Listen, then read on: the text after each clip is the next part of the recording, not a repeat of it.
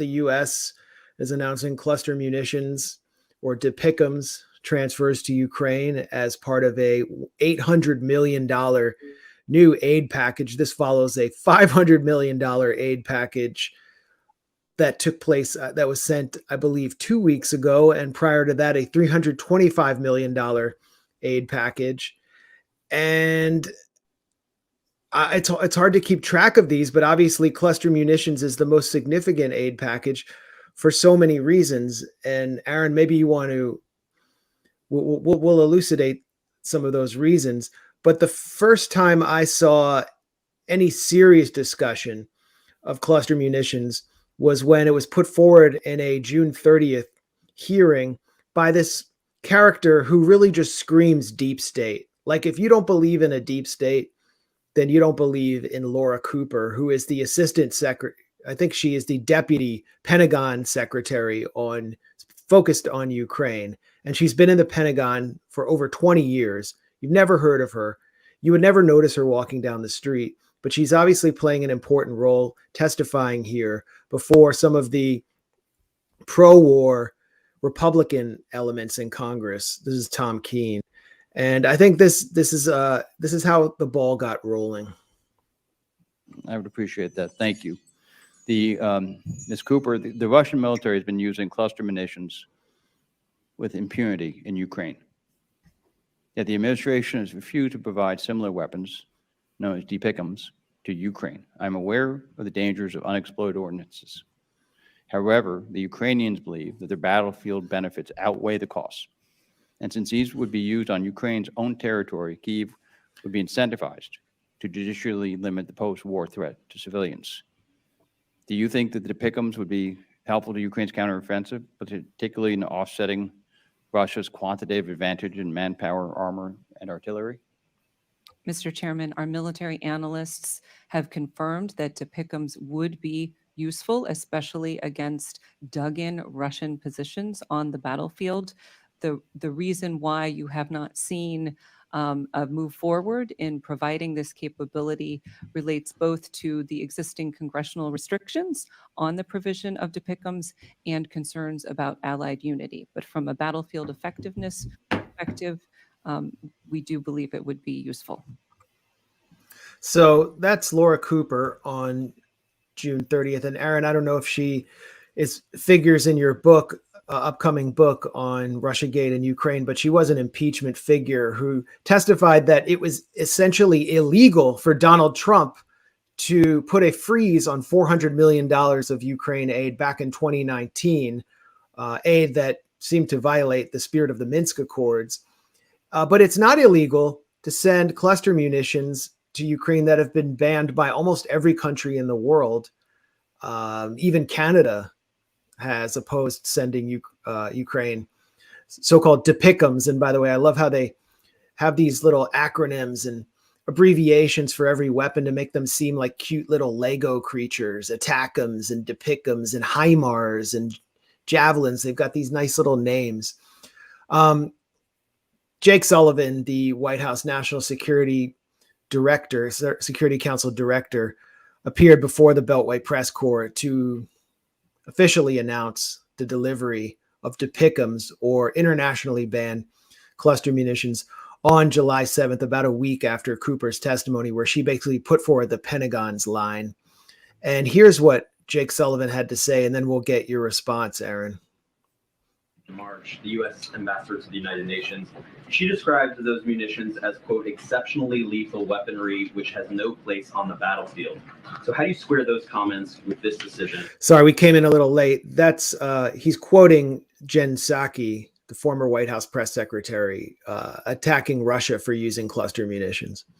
And secondly, has Ukraine provided you with any assurances or guarantees in terms of their use in civilian areas, that they won't use them within a certain radius of civilian areas, for example? So Ukraine has provided written assurances that it is going to use these in a very careful way that is aimed at minimizing any risk to civilians. And by the way, Ukraine, the democratically elected government, right, written assurances.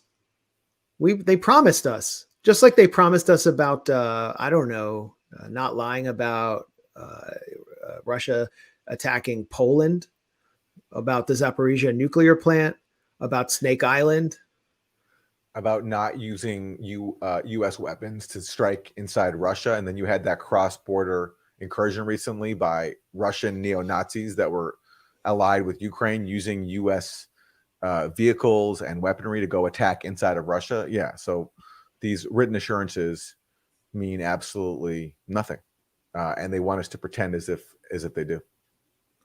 Well, let's hear now more from Jake Sullivan on the democratically elected government of Ukraine. Of Ukraine has every incentive to minimize risk to civilians because it's their citizens, it's Ukrainians who they are trying to protect and defend. Wait a minute. It's their citizens, so this couldn't possibly do any harm to Ukrainians because they have a friendly fireproof depicums. That's kind of what he's saying. Yeah, and then also, is he saying then that when Ukraine was using U.S. weapons to shell Ukrainians in the last 8 years who were living in the Donbass because they didn't want to live under a coup regime that wanted to wipe out, the ethnic Russian component of Ukraine, basically, is he saying that they weren't Ukrainian citizens? Those Ukrainians, that's what he's basically saying, because that's who. I mean, yes, I'm sure these clusters, munitions, some of them will target Russian troops.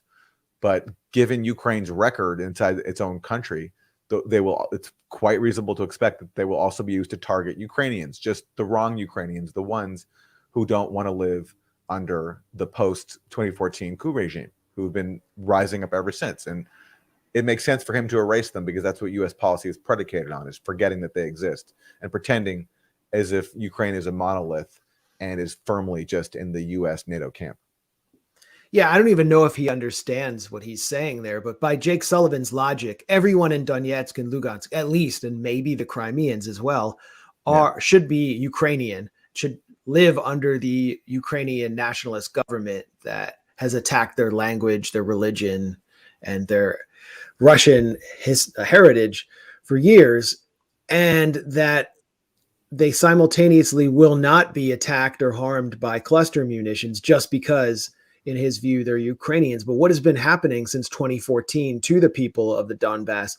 I mean, we've seen them hammered with Ukrainian artillery, hammered with HIMARS missiles, and even pedal mines, internationally banned pedal mines. So I think we can expect to see cluster munitions killing people who Jake Sullivan considers Ukrainian. And that's not also, that also leaves out the fact that wherever cluster munitions are deployed, they have a dud rate. And the U.S. is claiming that the depicums that they have a 2% dud rate. Okay, let's just accept that. That means there's going to be thousands, there will still be thousands of de facto mines scattered across Ukraine. What did it do in Vietnam? It wasn't good for civilians. Let's hear more of Sullivan. This is not Ukraine taking these and going and using them in the Middle East or in Southeast Asia or in some faraway land. They're using them on their territory to defend their territory. So we believe that they're highly motivated to do this. And beyond being highly motivated, they have, to directly answer your question, provided these assurances to us. In terms of the ambassador's comments and other comments that have been bandied about, let me just say that the use of cluster munitions by Russia in this conflict is completely unacceptable on multiple counts. First, they are using them to attack a sovereign country in flagrant violation of international law. Second, they're using them specifically to strike after civilian targets, not only military targets, also in flagrant violation of international law. And with this weapon system, as well as other weapon systems, we have identified war crimes committed by the Russians. Third, and critically, there is a big difference between the type of cluster munition being used by Russia and the type that we would provide to Ukraine. As I mentioned before, ours have a maximum 2.5% dud rate. Ours don't meddle. They have meddling bombs. Ours are freedom bombs. And what he's saying here about the maximum dud rate of 2.4, whatever it is, it's not true. That's just not true. U.S. clusters have been documented to have higher dud rates. So I don't know where he's getting that from. Well, I'd buy a used car from this guy. rate. The dud rate of the Russian munitions is between 30 and 40%. And just so I don't get this wrong, I will read it to you. The Department of Defense assesses that during the first year of the conflict alone, Russian-fired cluster munitions deployed from a range of weapon systems have likely expended tens of millions of submunitions or bomblets in Ukraine. And then the final point, I think this is an important point. When I talk about what Russia's doing with cluster munitions, I'm not making an argument which says, they do it, so we'll do it.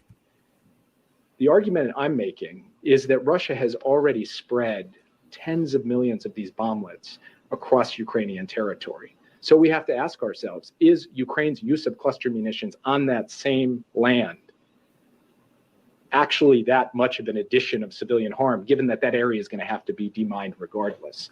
So that's amazing. His final point, which is the important one, he said, we're not arguing that just because Russia does it, we get to do it. But then he proceeds to make that precise argument. Yeah, Russia's doing it. So if we do it, is it really that big of a deal? That's what he's saying. Is it really going to hurt that much more people? It's an insane argument. And it's also based on a false premise. He's saying that, well, Russia's doing it, so Ukraine has the right to do it. But the problem with making that argument is that Ukraine has been using cluster munitions, not just since Russia invaded in February 2022, but since this whole conflict began back in 2014. This is Human Rights Watch back in 2014. Ukraine. Widespread use of cluster munitions, government responsible for cluster attacks on Donetsk. Did Jake Sullivan ever condemn Ukraine for using cluster munitions on Donetsk? Again, back in October 2014, this is when Human Rights Watch was saying this. Of course he didn't, because the U.S. was supporting this offensive and blocking peace efforts to end that war. And that's a big reason why we have this invasion by Russia that's still going on today. So what he's saying there is based on a false premise, because the use of clusters didn't start with Russia after it invaded. It started with Ukraine after Ukraine launched an offensive against its own population, a population that Jake Sullivan basically wants us to ignore because they're on the wrong side of the gun. They're people who don't want to live under a coup regime that Jake Sullivan helped install because, of course, he was a key figure in the Obama administration during the time of the Maidan coup in 2014. So that's the background that he's completely leaving out here. And cluster munitions were not necessary. The Pentagon didn't deem them necessary, for example, in the campaign against ISIS in Raqqa, where it basically obliterated half of a city in Syria, mostly using like 500-pound bombs. It didn't deem them necessary at any point in the campaign in Iraq against ISIS. So why now? Why is this so necessary? Well, Joe Biden answered the question when he was asked. He was asked this question. I got it. Said, okay, you got it. He was asked the question, and he gave, for once, an actual honest answer. President, any update on the cocaine? President, cluster munitions. Why now? We've run out of ammunition. He straight up said it. Yeah.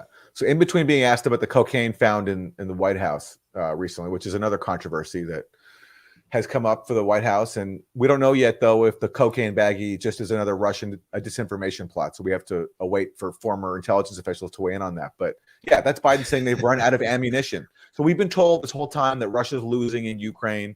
We're winning, Ukraine's kicking ass. And here Biden is saying, oh yeah, they've run out of ammunition. Ukraine has run out of ammunition. That's the reality of the war, a rare admission from Biden of what's going on. So rather than say, okay, look, they're in a state where they're losing so badly that they're running out of ammunition, let's maybe try diplomacy.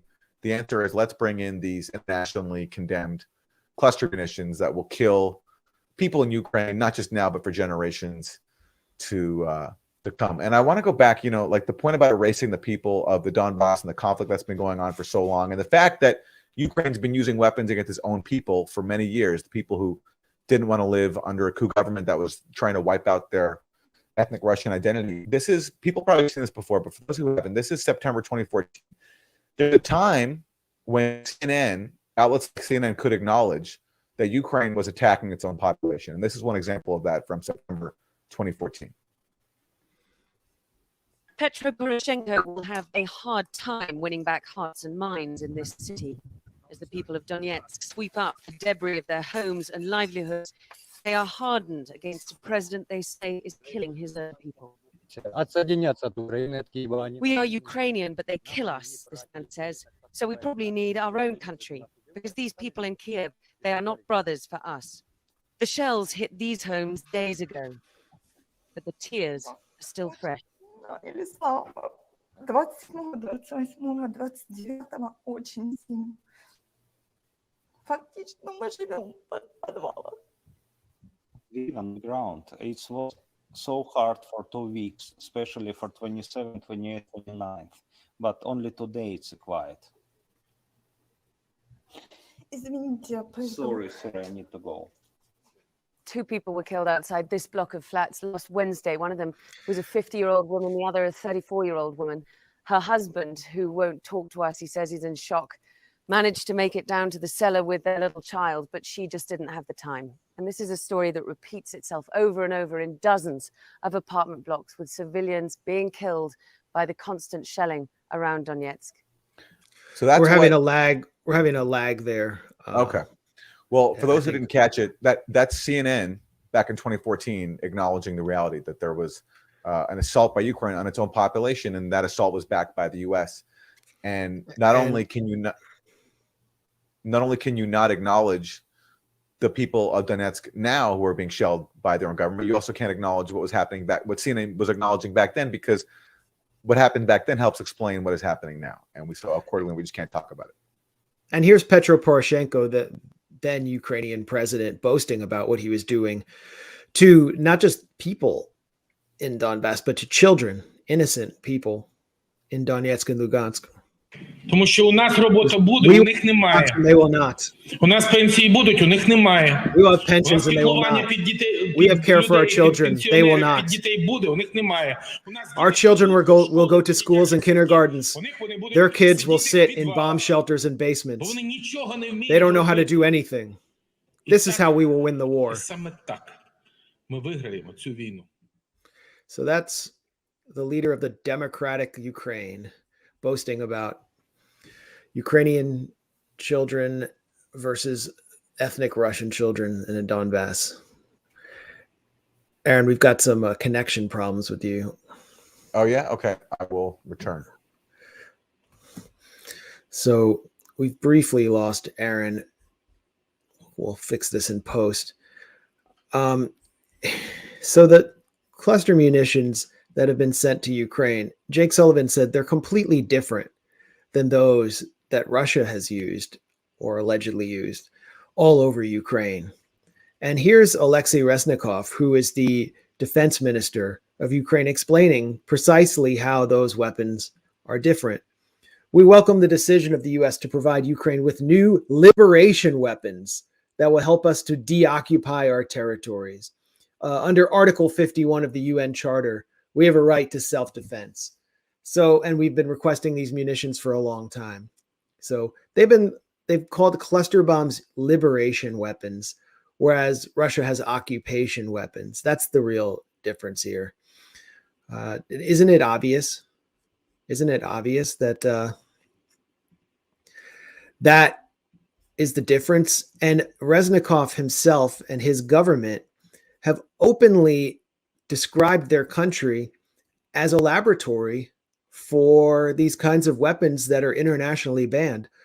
Alexei Reznikov told the Financial Times, our Western allies can actually see if their weapons work, how efficiently they work, and if they need to be upgraded. For the military industry of the world, you can't invent a better testing ground. He literally called Ukraine a testing ground. And so what he's doing there is appealing directly, not just to the Biden administration or Congress, but to the military industry, to the arms dealers. They can get their weapons. If they can get their weapons on the Ukrainian battlefield, then they can export them to other countries as battle tested at arms fairs. That's the appeal of Ukraine, according to the kind of characters that run the country. It's really inspiring. I can't think of anything to fight for worth fighting and dying for more than to be a literal lab rat for Lockheed Martin and Raytheon. And so those are the key. That's the rationale for sending cluster munitions to Ukraine. There aren't enough weapons. The US has basically run out of howitzers. They can supposedly break the Russian trenches, which I don't actually believe. And if they're running out of howitzers, then what will be the delivery mechanism for the DPICMs? The US hasn't yet authorized ATACMs, but these missile systems, which have a range of 150 kilometers, are designed to specifically hit inside Russia, which means that Ukraine is no longer following the spirit of Article 51, which permits a state to carry out self-defense for its territorial sovereignty. It's specifically violating it. So let's say they get ATACMs, they have DPICMs, so they start firing cluster munitions into Russia. That completely explodes their whole concept of self-defense, but it also will inevitably escalate the conflict. And what are they trying to do with their counteroffensive? As we pointed out last week, they're trying to hold Crimea hostage. They want to break through the Russian lines and get to close enough to the Black Sea where they can start firing at least HIMARS missiles into Crimea and hold hostage the peninsula. In other words, to terrorize the population of Crimea. If they have cluster munitions, we have to presume they'll use those as well in order to force Russia to come to the table and negotiate on terms favorable to Kiev. I don't think any of that's going to happen, but the logic there is one of state terror. And yeah, I don't understand what possibly they could expect out of that tactic. Are they going to do better than what they were offered at the start of the war when they had a tentative agreement with Russia that Russia was going to withdraw to its pre-invasion lines? I really doubt that now. Russia's already laid claim to, 4 different areas of Ukrainian territory, might even take more. And are they thinking that if they can threaten Crimea, that Russia is going to give up on that? I personally doubt it. I think the best deal they could have gotten was what was on the table, what was agreed to before Boris Johnson came over and blocked it. An even better deal would have been before the invasion, which was no invasion, and all Ukraine has to do is basically accept the Minsk Accords, the deal that it had already signed. But as Andrei Yermak recently pointed out, Andrei Yermak's a top advisor to Zelensky. Some say he has even more power than Zelensky inside Ukraine.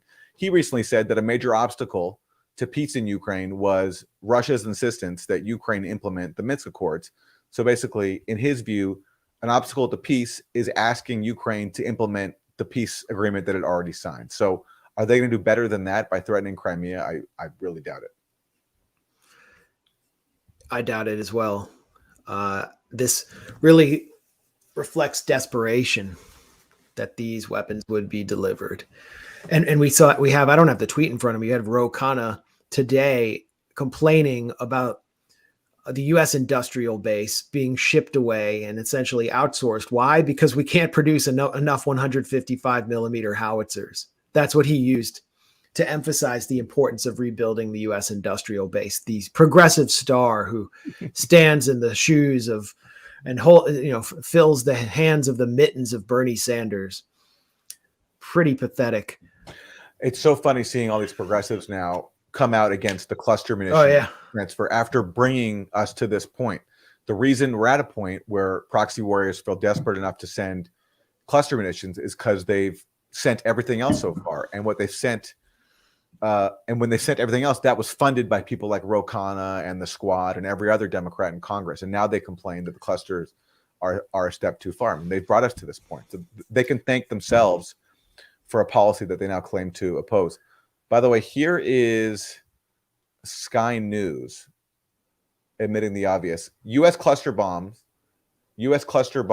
deal is a clear signal that the war is not going well for Ukraine.